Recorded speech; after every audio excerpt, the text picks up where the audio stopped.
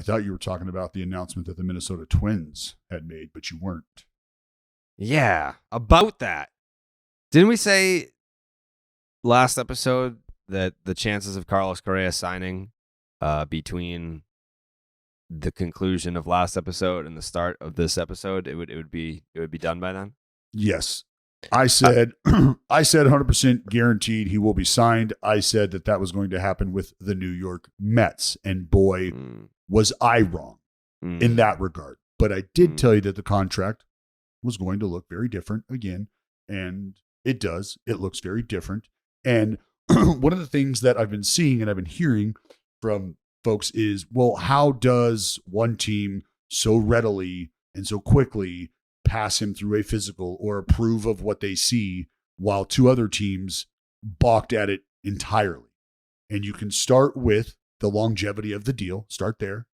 And that's where you're saying what the other teams saw might have been raising red flags beyond the point of the contract that the Minnesota Twins have offered him. So if you're running any sort of simulations or whatever, maybe this injury starts to really, wreak some havoc year 7, year 8 in their, in their algorithm or whatever. And that's where they're thinking, this is where we're really going to have to start to pivot and really have to start to get creative with Carlos if he's still in the fold because of this potential injury. So they cut the fucking length of the contract literally in half.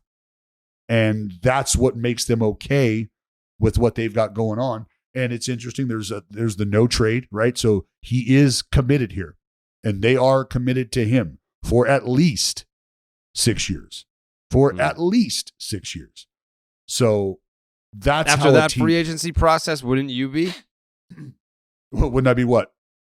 Wouldn't you be like, hey, I don't want opt-outs? Like I saw what it's like out there, and we love Minnesota. That's what's interesting about that approach is he's not getting any younger, right? So this was going to be the moment that the proverbial bag was going to have to be gotten.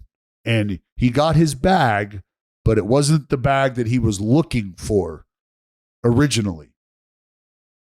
And that's kind of where folks, I think, started to get like, I don't want to say lost in the sauce on the deal, but we're definitely thinking, what the hell is going on? Why is this possible? How are the Twins in this spot when the other two teams were a viable option and just said, no, thank you? I think first of all, I got a kick out of him going back to the Minnesota Twins. Second of all, we talked about this on Name Redacted, but it was probably Friday, Saturday, one of those days. Whenever I tweeted the video of Carlos Correa taking batting practice at Fenway Park, so that night, it was over the weekend. It was within 24 to 48 hours after our last episode. It comes across my dashboard that the Mets had pulled the deal from their offer from Carlos Correa, and I didn't run with it. It was interesting. It was nice to know. But then what happened was, so I'm sitting on that, and I'm getting like a couple text messages here and there from like friends, people like not in the industry, not in the business, not reporters, nothing, being like, oh, so like it's off with Carlos Correa? And I was like, huh. Is that out there? And they're like, well, it's just like a rumor, like the internet's kind of buzzing right now. And so now I'm throwing out feelers to other like reporters, being like, hey, have you heard that? Like, why hasn't this broken yet? Like, people are talking about this. Like, why is this not out there by someone like official? And so I've got a couple of reporters checking in with their sources, but before that had even happened, they were hearing the same thing. So like that wasn't like a, the streets are talking type rumor. Like it had made it up to some of the highest levels of baseball reporting. And then it comes back like the deal hasn't been taken off the table, but it is on life support.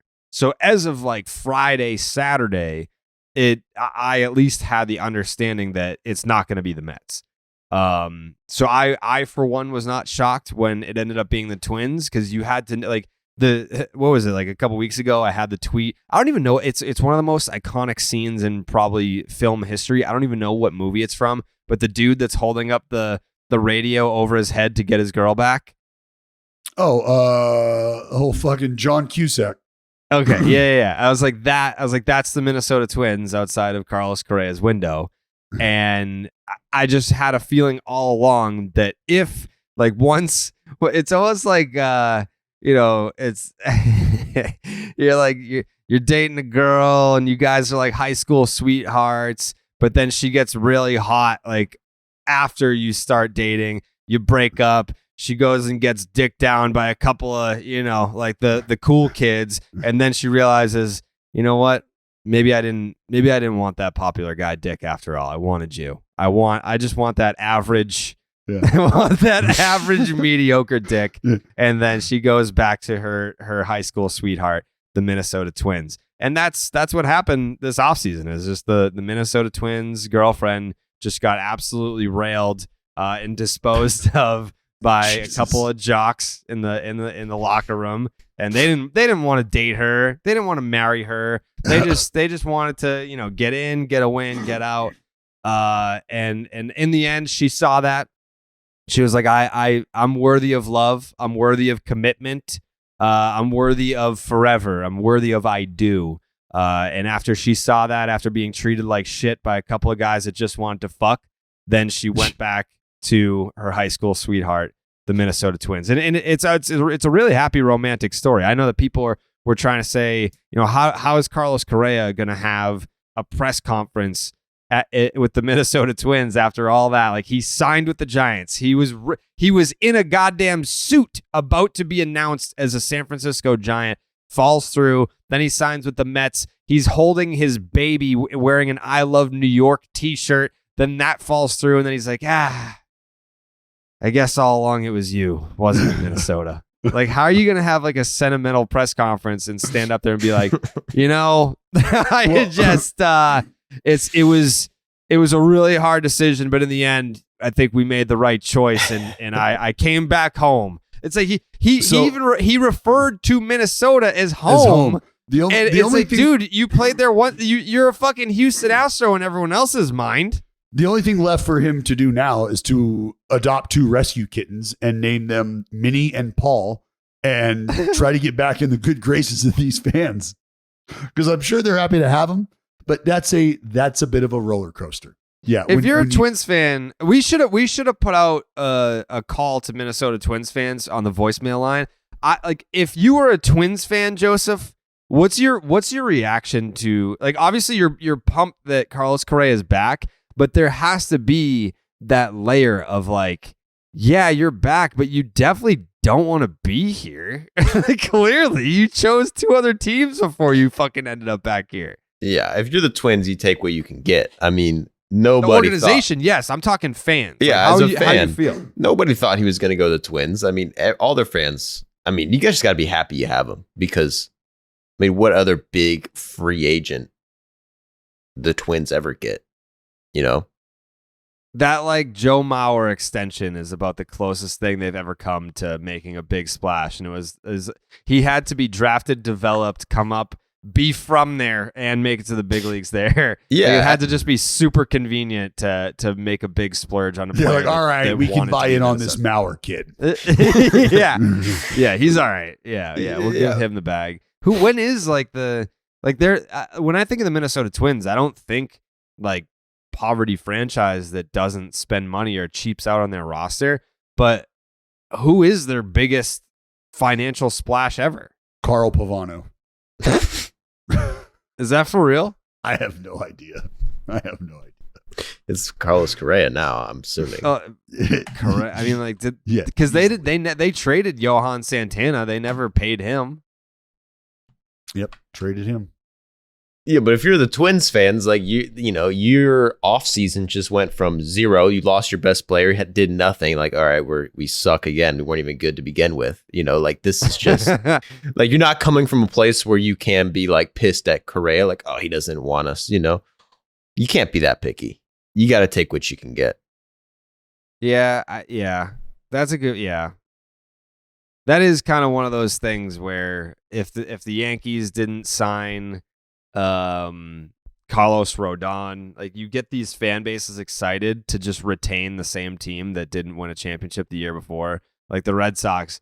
Like it's like, yeah, like that's super exciting that you extended Rafael Devers, but you're still a worse team than you were last year, and you were in last place. Like you want to have this moment where it's like, fuck yeah, dude, $331 million for Rafael Devers, and it's like, yeah, all right. You do know he was on the team last year. And yeah, we are the same team, just spending more on the same dude we have, and that doesn't do anything for us. No. Like, congratulations. The team that finished in last place last year is actually more expensive now. So run it back. With the Minnesota Twins, I don't know. I'm ready for the T, because obviously this was a colossal failure to go from what 350, 315 to 270. Like I said, Jared, Carlos Correa. I thought the Mets deal was for 3-something. 350. Right?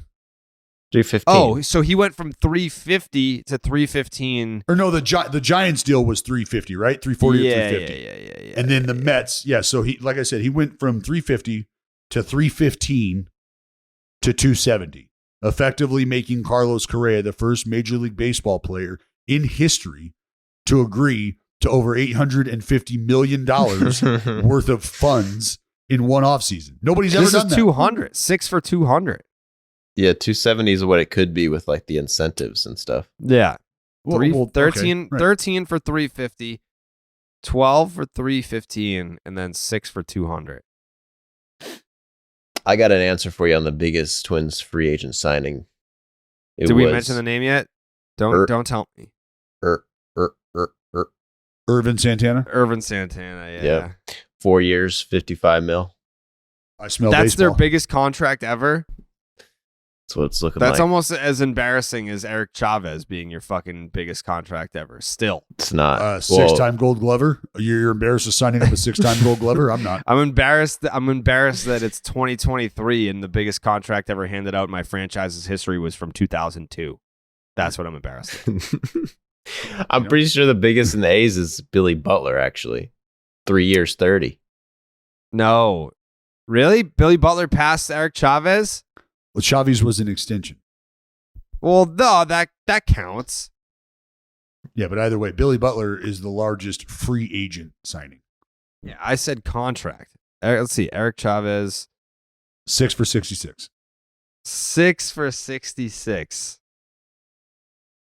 Damn. 6 for 66. Yep, there it is. 2005. I'm sorry. I stand corrected. I thought that he signed it in 2002. Oh man, that sucks. Sucks to be you. It really does. Truly. Sucks to be all of us except for Joe, I feel like. Yeah, that's for whatever reason, true. yeah. Because Alex Anthopoulos has naked pictures of a lot of important people that are on his baseball team, because I don't know how that guy is. He's securing lineage. Like he's already in talks with Acuna's fourth grandchild. Yeah. Like they've got, like they're like, we can work out a deal here. We could absolutely see some incentives for Rookie of the Year. Yeah. It's the towels. There's that podcast, Starting Nine. They had Matt Olson on. He said it. It was the towels. They have heated towels. Heated towels in the Braves clubhouse. The heated towel rack. Yeah. They have heated towels in the clubhouse, and that's what did it? Yeah. Didn't they say on that podcast that the Braves are stupid for signing their best players to extensions? Yeah, that's what Carl was saying that. He always says some crazy shit about the Braves, dude. Yeah, does he have beef with the Braves? He's got beef with the Braves. Are you gonna call him out, bro? Fucking yeah, I will. I think if we're going to spring training, which that's the plan, a showdown between Carl and Joseph, that could be a battle for the ages. You would be representing Braves fans across the world in that. Yeah, what should we compete in? Hot take competition? A hot take freestyle? Or baseball challenge? I like a baseball. He played college ball D1. Oh wow, cool dude. Oh damn! We'll have to figure it out. I don't know that if they're allowed to interact with us, but we'll see. See what happens. That's hilarious. Yeah. Any other closing thoughts here on Carlos Correa? No, I think it'll be interesting. I think to see how the quote unquote culture develops now, because even on, obviously the previous contract, just a very strong rental vibe, a very strong, I'm not going to be here for long vibe. Well, that vibe is gone now. So what does the shift in culture start to look like? What sort of impact does Correa have, or can he have on this clubhouse now that there is a full and complete and total buy-in? And not to say that he wasn't all in last year, but he wasn't. Now we he know. wasn't. He wasn't. He was still wearing a fucking Minnesota Twins uniform, standing in front of his locker, being asked about his future while he was under contract with the team, and he was like, "Yeah, if they want me, they're gonna have to pay me or whatever." Whatever he said, it was some sort of like he said, like "I'm snotty Dior, comment. And you can't find Dior at the 98-cent store, so you've got to, come get your Dior It was back." a very I guess in a way I respect it. He's holding himself to he's putting himself on a pedestal there, but it was a very snotty comment to make, and I'm sure that when he made that comment, there was a very, very, very small percentage in his mind that he would end up back in Minnesota. So, I think he'd love to have that one back, given the circumstances now. But I think what I want to know is, does Scott Boras catch any flack now? Like, does Scott Boras, is that something that he's taking arrows? Yeah, I mean, I guess it doesn't matter now because he's under contract for 6 years, and it's a situation where there's no opt-outs. He's locked in. So, but under other circumstances, do I see a scenario where maybe he fires Scott Boras over this? Maybe. Well, put it like this. If that were the case, the only thing you're keeping your agent around for moving forward for Correa is to set yourself up business plan wise after the game and make sure that you've got a team in place that can help you do that. And the Boras group, quite strong in that area. So it's one of those tough spots that, I'm going to write this 7.5% check to you right now for the bag we just got together here. Or conceivably the bag you just kind of forced me to take. And then from there, I'm supposed to swallow that and come to terms with our relationship moving forward.